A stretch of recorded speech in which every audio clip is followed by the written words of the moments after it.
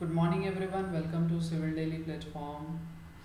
Today we are going to start one new subject, which is engineering mechanics. We will have a series of lecture for this subject, and as we all know that this subject engineering mechanics is very important and very essential, and this subject is counted as the basic subject of engineering. Without studying this subject, this engineering mechanics, we cannot explore engineering.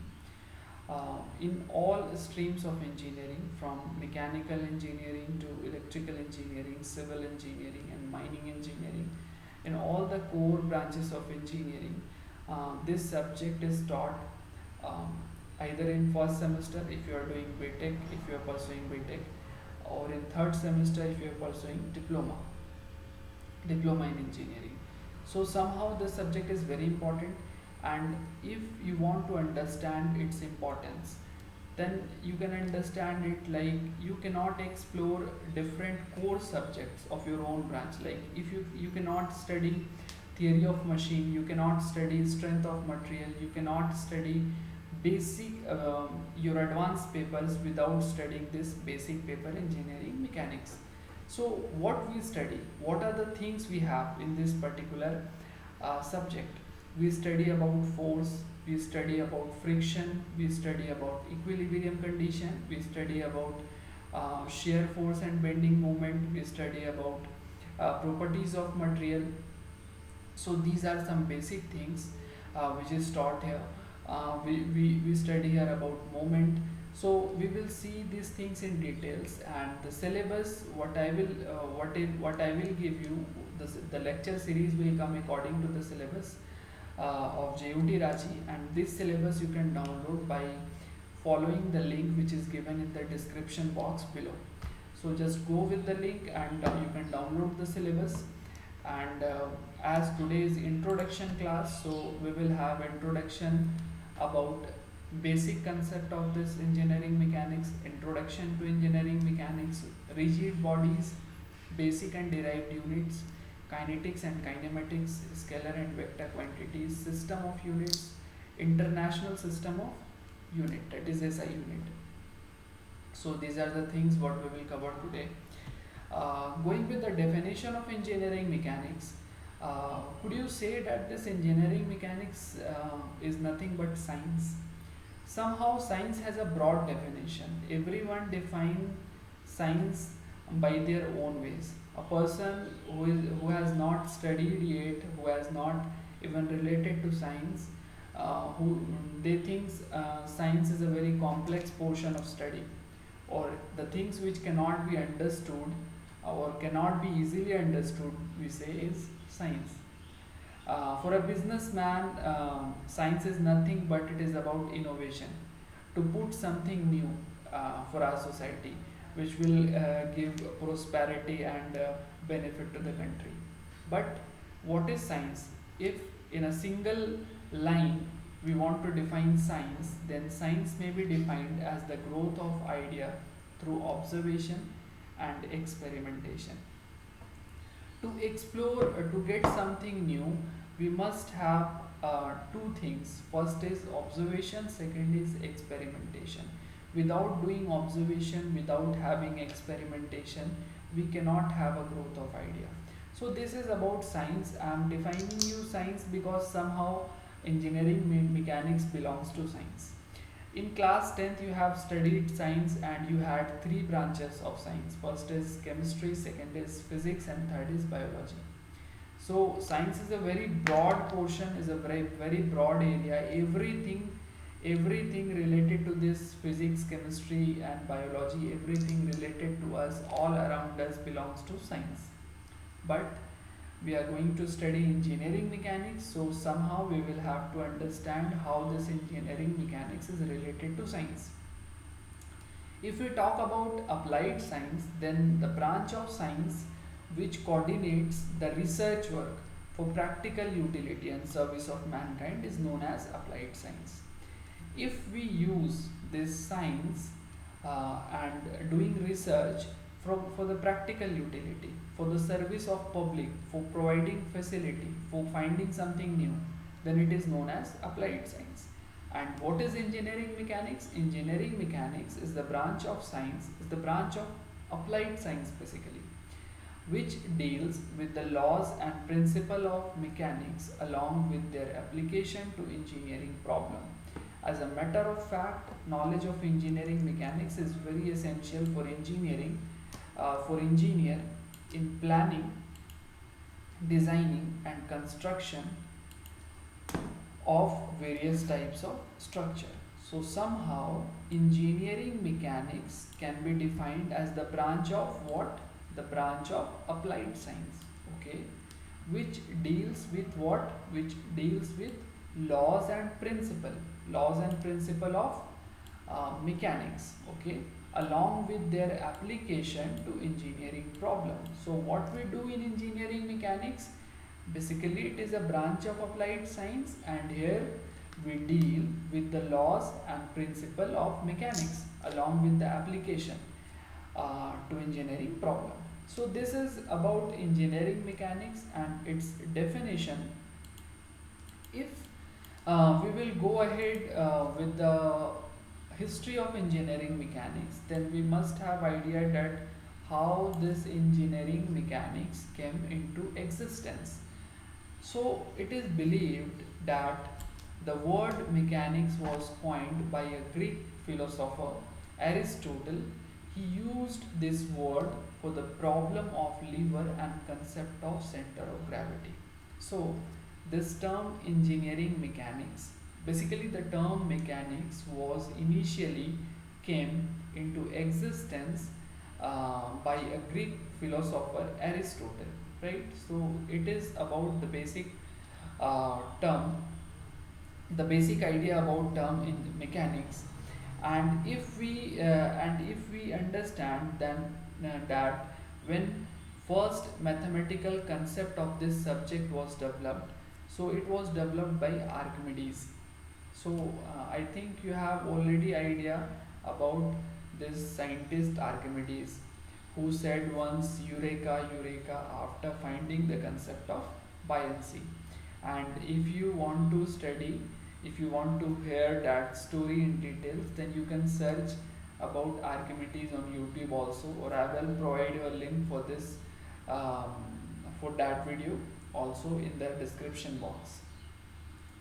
As a matter of fact, we can say that initially, basically the subject grown step by step, but it has not any concrete contribution, means it has not any deep contribution or a deep wide area, nearly 1600. Okay, till 1600 this subject has not grown up to that, but after after when Sir Isaac Newton introduced force, mass, and Kepler's laws of motion, this subject got a high in curve, and many things has been just included to this subject. And as in today's era, if you want to understand, if you will study strength of material, theory of machine, calculus, vector algebra in details, then you must have knowledge about this engineering mechanics first. And the knowledge of this subject is very essential for an engineer to enable him in designing all types of structure and machines. So it is about engineering mechanics. We have discussed about history of engineering mechanics, we have discussed about definition of engineering mechanics. If you will divide this engineering mechanics, then you can divide it into two part. You can have two division. First is static, second is dynamic. If again you will divide this dynamic, then you will have two division. First is kinetic and second is kinematic.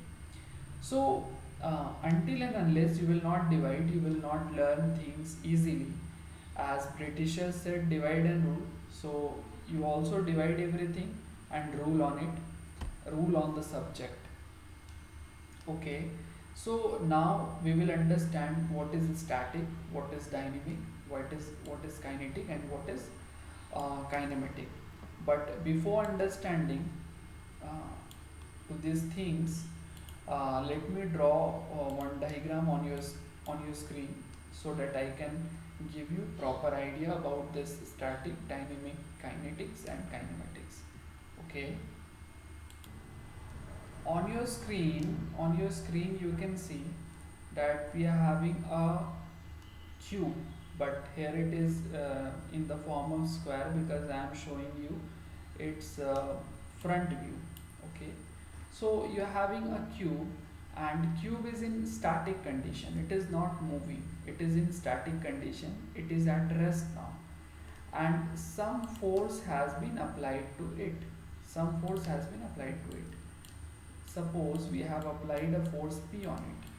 So this force P will affect this body somehow. Somehow an effect will be generated on this body. Either this body will move from this point to this point, or this body will be about to move from this point to this point. So somehow there will be some changes. There will be some changes either in the shape of body, either in the geometry of body, or in the position of the body. So if position of the body does not changes, then you can say that there will be some changes either in the geometry of the body, or a friction will start working in the opposite direction. So these are some basic things what you have already studied in class 10th. So I am just discussing these things here. So I just want to say you that if in the branch it is the branch of engineering mechanics which deals with the force and their effects while acting upon the body at rest, then you have a body which is at rest condition and number of forces has been applied on it. Then if you will analyze this body, then you will count it as engineering static, means it is the branch of engineering mechanics. Which branch? It is static branch. In static one, the body is considered to be in static condition. Okay, so what about dynamic one? If as per the definition I will go here, it is the branch of engineering mechanics which deals with the forces and their effect while acting upon the body in motion. The subject of dynamics may be further divided into two branches. Okay, so I am having one more diagram here. Let me draw. Suppose you have a cube, right? And this cube is moving. This cube is moving. This cube is moving from in this direction, from this point to this point. Okay, so when this cube is moving and a force is applied on it, what is this force? This force is P. Suppose a force P is applied on it and the body started moving. It started moving and it moved from this point to this point. It covered a distance S here. I'm just taking an example so that you can understand the basic concept of this dynamic and static. So in the first condition, it was the body was in static condition and we have studied about it. We have analyzed the static body. So it were known as static. So what about dynamics? When body will be in movement, when body will be in motion, body is moving from this point to this point and a force has been subjected to the body, then it will be known as dynamics. Again, this dynamics can be divided into two categories. First is kinetics and second is kinematics. So what is kinetics? If I will explain kinetics, or if you want to understand this term kinetic, then you will have to understand when a body is moving. Let me give you one example. As here you can see your body is moving from this point to this point. Okay, so what are the things you have? You have a motion, right? You have your body is traveling to a distance s. So when body is in motion, it will have a velocity, it will have an acceleration. So different entities it will have, but these entities are due to the forces applied on it. until and unless this force will not be applied, there will be no motion in that body, right? So when we study about a condition, when we analyze a condition where we have such a condition that a body is moving and a force has been applied on it, a force or a number of forces has been applied on it, then consideration of these forces and studying about the velocity and acceleration is known as fluid your uh, kinetics, okay. But when I am taking one more example, let me draw first. Okay, so as again you are seeing that you are having a cube and cube is in motion, in this direction, okay. Cube has shifted from this point to this point, and when a body is moving there must be a certain amount of force behind that which is providing motion to the body, right? So suppose P force has been applied on the body and body has shifted from this point to this point, a motion is there in that body. But we are studying about this motion, we are analyzing this motion, but we are not analyzing the reason of this motion, that is this force. Then we will consider it as kinematics, okay. So what is the basic difference between kinetics and kinematics?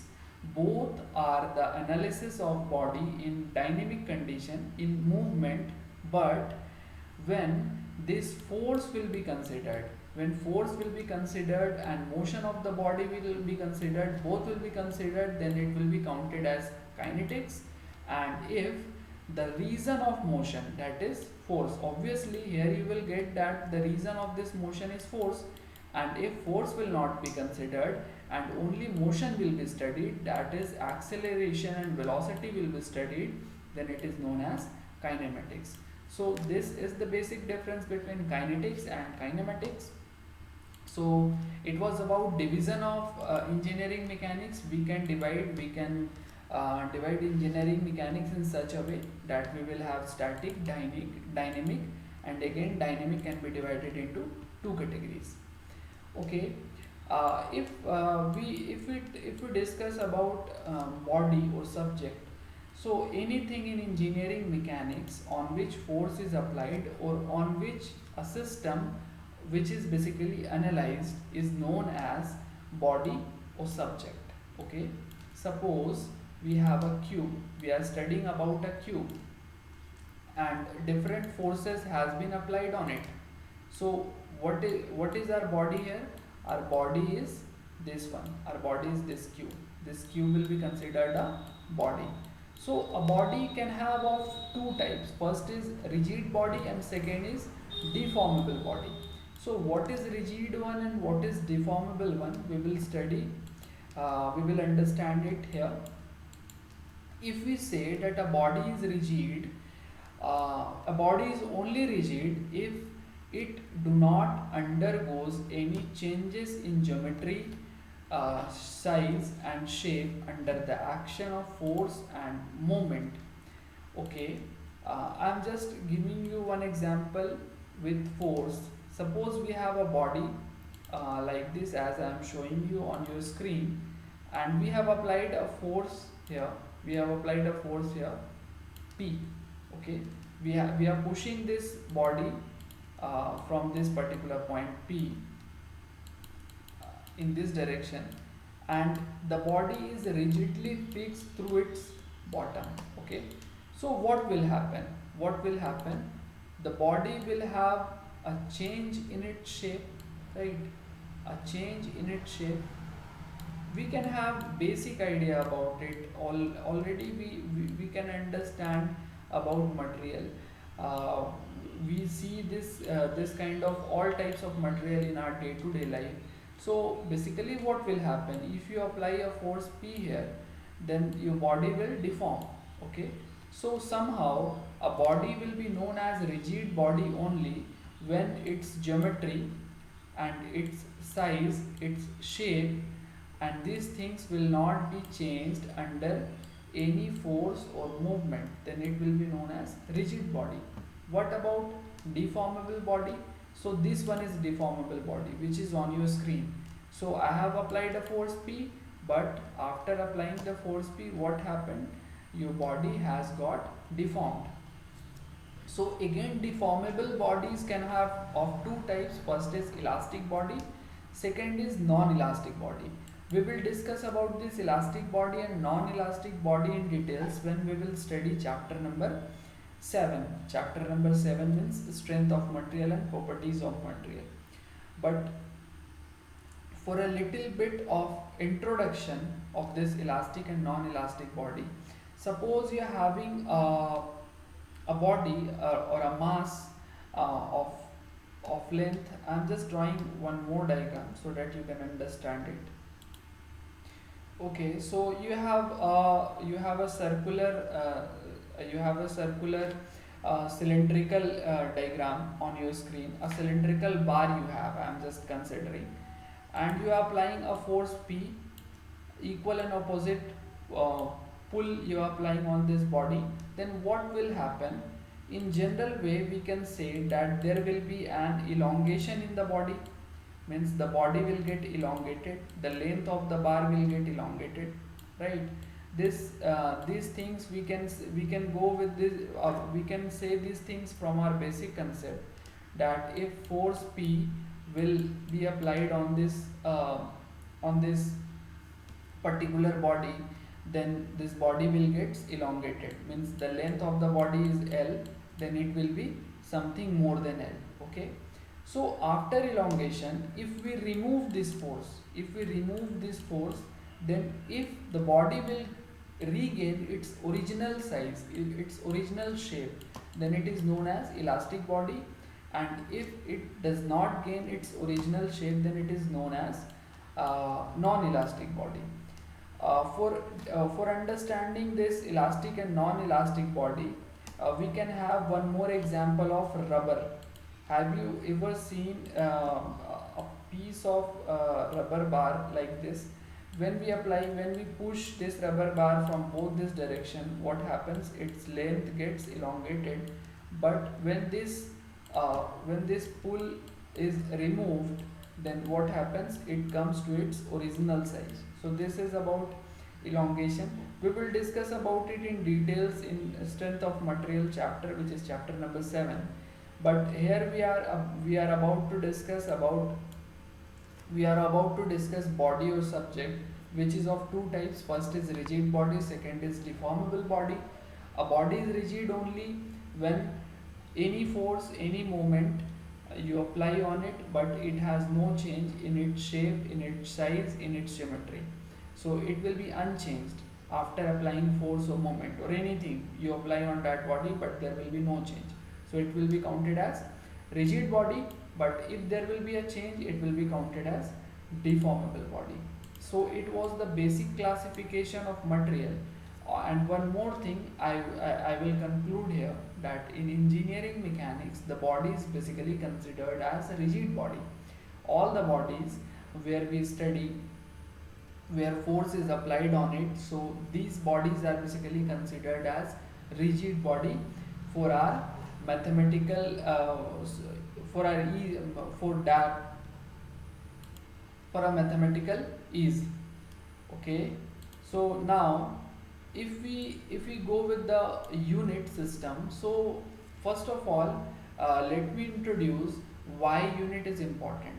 Suppose I am just going to explain something, anything what you are elaborating must have two things. First is magnitude and second is unit.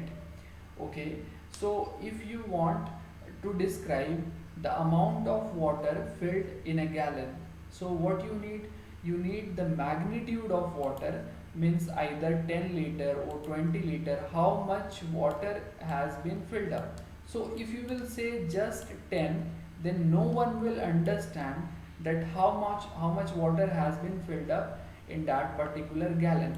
But you will have to write down its unit also. Okay, So for understanding any quantity, for understanding quantity of things, we must have its unit also. We will have to define it in terms of units. So there are different units, but all the units can be divided into two part. All the units can have of two types. First is fundamental unit, second is derived unit. So what are the fundamental unit and what are derived units? We will study about it here. So there are only 7 fundamental units available here, and from these 7 fundamental unit, these 3 fundamental unit will be used in engineering mechanics. First is meter, one is kg, and third is second. About this current, about this mole, about this intensity of light, about this temperature, we will not study here. So I am just going to explain you what are the units and what are the fundamental units and how it is used. Suppose without understanding the concept of fundamental unit, you already have some idea about it. I would say that when you describe weight of a particular body, mass of a particular body, then you say it is of 5 kg, it is of 10 kg, it is of 20 kg. So somehow for defining mass of a body, you need what? You need what? First 20 and second kg. So what is 20 here? 20 is the magnitude of mass, and what is kg here? Kg is unit to represent mass. So what you are saying, when you are saying you have 20 kg of weight, suppose you are saying you are having 20 kg of rice. So somehow you are saying you are having 20 in unit of 1 kg. Means you are saying that with respect to 1 kg you are having 20 times more rice, right? So for defining weight, we need what? We need our fundamental unit. So fundamental unit is not made up of using different units. There are 7 fundamental units, which is fundamental. Fundamental means what? This unit is not made up of different units. It is not derived. It is not combination of different units, right? So if we talk about mass, then it will always be in kg. If you want to explain, if you want to describe mass, then we will say a mass is of 25 kg. Then it is what? It is about the mass of, suppose I am just going you one more clear view about this. Suppose you are having a bag, right? You are having a bag like this, and bag has total weight of 25 kg. You have already idea about these things. You always write 20 kg, 25 kg. So I am just elaborating these things in details. So this bag has a weight of 20 kg, right? So how these things comes, I would say that weight of this bag is 25 times of unit weight. 25 times of unit weight or unit mass. Okay, so these are the basic unit which you need to describe the mass. In the same way, if you want to describe time, the basic unit is second, the basic fundamental unit. If you want to describe current, the basic unit is ampere. If you want to describe amount of mass, then it is mole.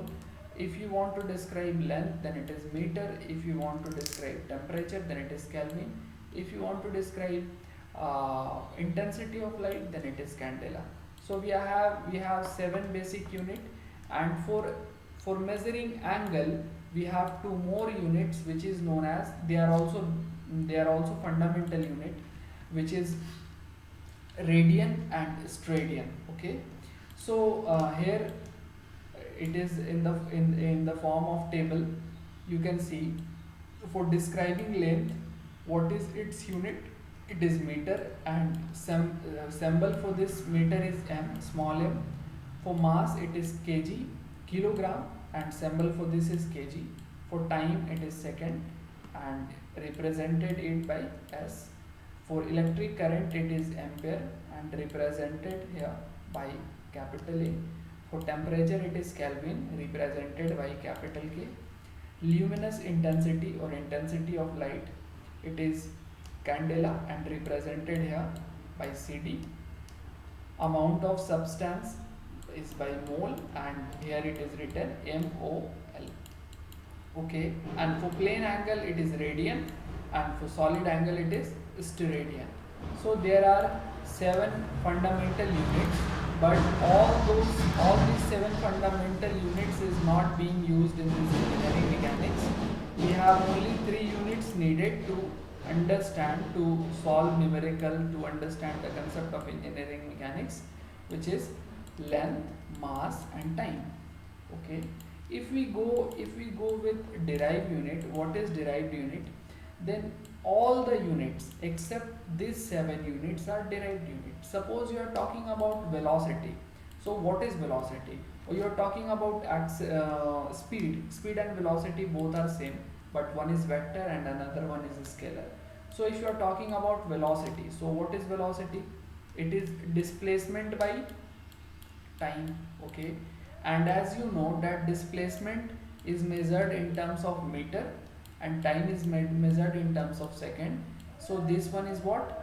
This one is combination of 2 fundamental units, so it is known as derived unit.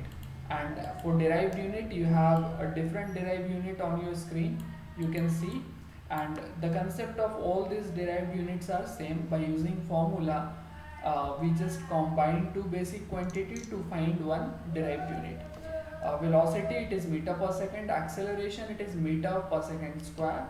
For force, it is kg meter per second square. For area, it is meter square. For volume, it is meter cube. For density, it is kg per meter cube. For pressure, it is kg per meter second or kg meter per second square. Here one thing is not in a proper way. Here one thing is not in a proper way, as you can see that this formula has been directly written but it has not been solved. So I am just giving you the basic idea about this derived unit, and you will have to solve these things. You will have to write, then you will get this formula. What about work? It is kg meter square per second square. So this all units comes under derived unit. If we say derived unit, it means that it is the combination of 2 or more basic unit.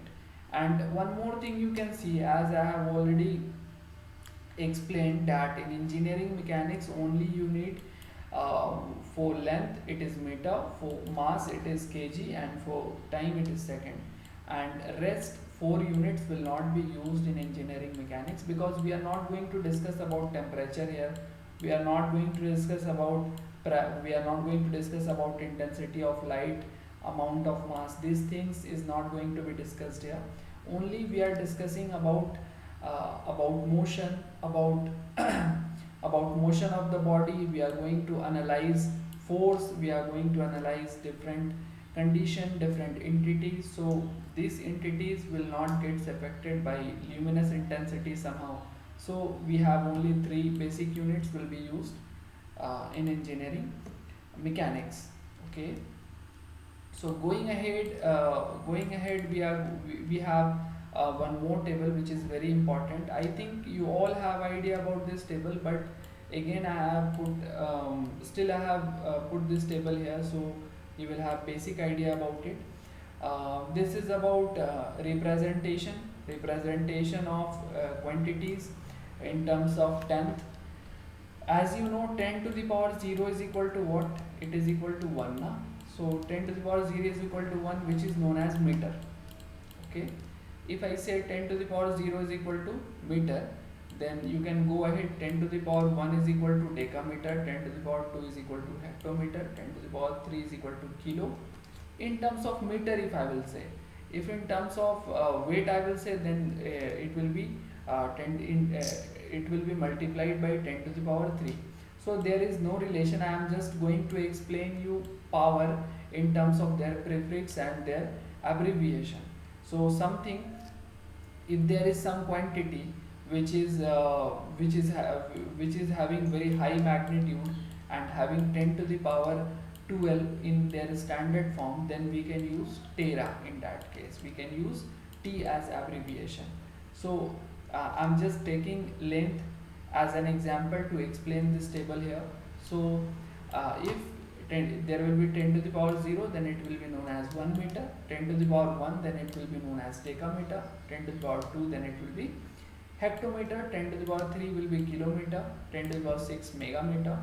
10 to the power 9 gigameter. 10 to the power 12 terameter. In 10 to the power minus 1 deci, 10 to the power minus 2 centi, 10 to the power minus 3 milli, 10 to the power minus 6 micro, 10 to the power minus 9 nano, 10 to the power minus 12 pico. So it is just about to give you an a standard representation system, that how you will represent if there is a quantity in the form of 10 to the power minus 12 to 10 to the power 12, then what you will write there in the short form. So it is just for that purpose. Okay, so now going ahead about system of units. See, as we have just discussed, there are 7 fundamental units and there are many derived units. But representation of these units is always in a particular form. So there are 4 representation system we have. First is CGS system. Okay, first is CGS system, again it is FPS system, again it is MKS system, again it is SI unit system. So what is CGS, what is MKS, and what is SI, and what is FPS? We should have basic idea about it. Okay, before understanding it, I am just giving you one example so that you will understand it in an easy way. We have 3 basic units, right? We have 3 fundamental units which will be used here. First is mass, second is second is time, and third is length. So we also represent a unit in MLT form, MLT, where M stands for mass, L stands for length, and T stands for time. So what is the unit of mass in CGS form? It is always centimeter. Okay, it is centimeter. In FPS it is foot. In FPS it is feet, and in MKS it is kg, and in SI it is always kg. Okay, so in case of mass, the unit in CGS will be centimeter, in FPS will be feet, in MKS will be kg, in SI will be kg. What about there is one mistake I have done here. What is the mistake? That I will have to write here length. I am just giving you this one for length. Length will be represented in centimeter, length will be represented in feet, length will be represented in MKS unit, it will be represented in meter, and here it will be represented in meter. Okay, let me refresh everything so that things will be easy, because I have done one mistake. I have written one thing, that length and mass in opposite direction. So we have 3 basic unit. First is mass, then length, then time. Okay, we have 3 basic unit. If in CGS form we are representing, then mass will be in gram. Okay, mass will be in gram. In FPS unit, mass will be in pound. Okay, pound. In MKSV unit, mass will be in kg, and here in SI unit, mass will be again in kg. But What about length? In CGS form, length will be in centimeter. In FPS form, length will be in feet. And in MKS form, length will be in meter, and here also length will be in meter. And time will always be same for all of this, which is second, second and second. So time will not be changed. For time, the unit will always be second. So in CGS, you can see its full form, centimeter gram second. In FPS, you can see its full form, it is foot pound second. In MKS, you can see its full form, it is uh, MKS. In SI, you can have your meter, your kg, and your second. So it is about system of unit that you may have, but almost in all the numerical problem, in all the problematic question, you will get your data in SI form. There will be data given in SI form. So you don't need to worry for that. You will be easily able to solve, you will be easily able to understand everything. The things will come always in either in the form of mass, either in the form of length, either in the form of time, and that will be in SI form. Somehow it is, if it is not given in SI form, then there will be conversion value will also be given, so that you can convert your foot into your meter, or your pound into kg. So these things will be given. You don't have to worry for that things. Okay. So if going about quantity, how quantities can be described? Quantities can be described by two ways. First is scalar one, second is vector one. A quantity can be said either it is vector or it is scalar. So when it is vector and when it is scalar, we have to understand it. The scalar quantity are those quantity which has only magnitude but not direction. Okay, so these kinds of quantities are known as scalar quantity. What about vector quantity? It has both magnitude and direction. So these are vector quantity. In scalar quantity, you will have only magnitude, there will be no direction. In vector quantity, you will have magnitude and direction, both the things. Okay, so I am giving you some example for this scalar and vector quantity. Suppose you are considering length. What is the unit of length? It is meter, right? So do you need to describe that 5 meter in this direction? Is it like that? No.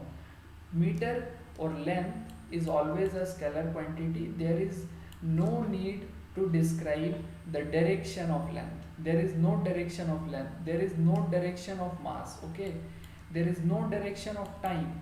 Time has no direction. There is no direction of distance. There is no direction of volume. These are directionless quantity. There is no direction of density. There is no direction of temperature, and there is no direction of speed. So these quantities have magnitude, but these quantities has no direction. What about vector quantity? We have vector quantity like force. As you always know that force, when you say force, then you will always have to show a direction, that where it is working, right? But in length, you don't need to show that where it is working. Length is always a quantity, it has no direction. But in case of force, it will have a magnitude as well as direction. As I am saying, a force of 5 Newton is working. Okay, so you can understand that the total force is 5 of 5 magnitude, 5 Newton magnitude, and when it is working, then it will have a direction. Because if I will give you one body, as it is on your screen, and I am saying you that one force is working of 5 Newton, then and if I have not explained about the direction of force, then you will not be able to understand that where body will move, either in this direction, or force, if this force will work from this direction, then body will move to this direction. So these things will not be understood without a proper direction given to you, right? So vector quantity has always a direction as well as magnitude, but scalar quantity has only magnitude, no direction. What about velocity? So one more thing you can see here, velocity and displacement, velocity and speed both are same thing, right? Both are same thing, velocity and speed. But when I say speed, then you will have to say distance by time. Okay, distance by time. When I will say you velocity, then you will have to say displacement by time. Okay, so what is the difference between distance and displacement? Suppose you have 2 points, right? You have a point A here, you have a point B here. So there can have a number of way to reach from this point to this point. Either you can follow this path, either you can follow this path. There are number of paths that you can follow to reach to this particular point, but there will be a shortest length between these 2 points, which will be known as displacement, right? So displacement by time, when you will say displacement by time, so when you are explaining displacement, then you will have to show its direction also. So displacement is what? Displacement is a vector quantity. If displacement is a vector quantity, so your velocity will always be a vector quantity. But what about distance? That distance is not a vector quantity, it has only magnitude, there is no direction. So it will give you what? It will give you a scalar quantity. So it is basic about scalar and vector quantity. I am giving you some more idea about this vector quantity, how you can explain, how you can understand it. In your next slide, you can see that I am saying you that a force P is working from point O to point A, right? Then I will have to give you magnitude of P as well as direction of P. Then only this force can be described. And if I am saying that vector OA, then I have just given you some definition, some basic definition about vector. Representation of a vector represented by a direction line as shown in figure 1.2. as you can see in this diagram, it is noted that length of AO, आप यहाँ you can see that you will have a length of AO from this point to this point. There will be a length, x meter, but this length is not only enough to explain, you will have to show its direction also. So this arrow shows the direction. So this is how a vector is basically represented. What about unit vector? A vector whose magnitude is unity, means magnitude of the vector is unity. Then it is represented by I bar, J bar and K bar. These things will be taught you in details when you will study vector analysis. What about equal vector? A vector will be equal only. Suppose you have two lines. One line is in this direction, another line is also in the same direction, and both line has same magnitude x, and both has the same direction. So this will be equal vector. Equal vector. What about like vector? The vector which are parallel to each other and have same sense but unequal magnitude. Unequal magnitude means what? Suppose you have two vectors, one is in this direction, another is also in the same direction, and both are parallel, both are in the same direction, but magnitude of this vector is x and magnitude of this vector is y. So when the magnitude will be different and the direction will be same, it will be known as like vector. Now we will go ahead with the addition of vector. How vector is basically added, vector quantity has been is basically added. So for that I have one example which I will explain you. Suppose I have told you to add 5 kg and 10 kg. What you will do? What you will do when I will give you these two quantities to be added, you will say just it will be 15 kg. Is there any obstruction? Is there any limitations with the direction of these particular two quantities? No, because these two quantities are mass, and in case of mass it is a scalar quantity, and in a scalar quantity you don't need to consider the direction because there is no direction, right? But if I am giving you one example for a vector quantity as which is shown on your screen, you can see that first one is a, first one is a which is in this direction, another one is b which is in this direction. Okay, here it is, the solution has already been given, so I have to consider one another example to clear the concept in a very easy way. Okay, let me draw one diagram so things will be easy. Suppose you have two different lines, one line is in this direction and another line is in this direction, right? And you just want addition of both of these, right? So what you will have to do, you will have to consider the first one, then in the same direction you will have to consider the second one. Okay, when you will just keep both of these in the same direction, then the resultant one will show the addition of these two vector, right? Suppose it was your vector 1 and this was your vector 2, then the addition will be this one, then the addition will be this one, and the direction of this vector will be this direction, right? So this is how we add vector. What about subtraction?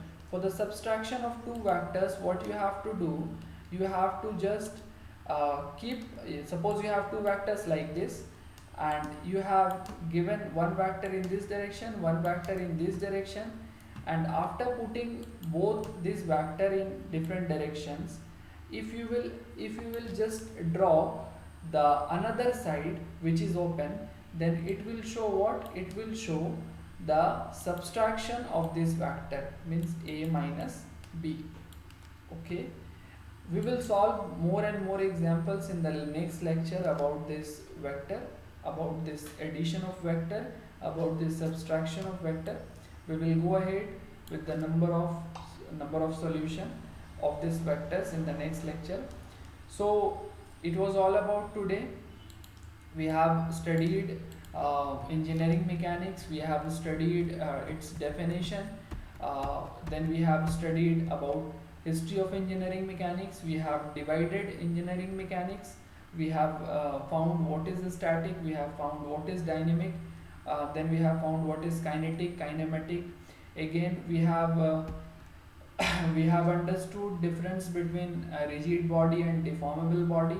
Then we have understood about fundamental unit, the basic unit, what is given to us for the measurement. Then we have gone through a derived unit. Then we have gone through the table of representation when magnitude will be high, when magnitude will be in the form of 10 to the power 12, then what will be written as prefix. These things we have seen here. Again we have gone with the system of unit, how many system of units we have. Again we have gone with scalar and vector quantities. What is a scalar quantity? What is vector quantity? So again we have gone with the different like vector and like vector, unit vector, all these things. Again we have seen an example of addition of vector, and these things will be taught you.